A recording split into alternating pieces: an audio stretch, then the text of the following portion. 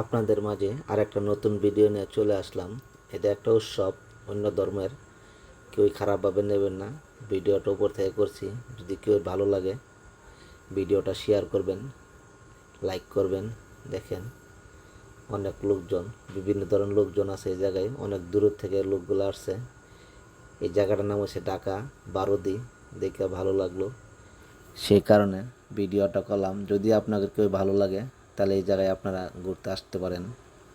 অনেক সুন্দর জায়গা, জায়গার পরিবেশটা অনেক সুন্দর, অনেক ভালো লাগছে, সেই কারণে ভিডিওটা করা।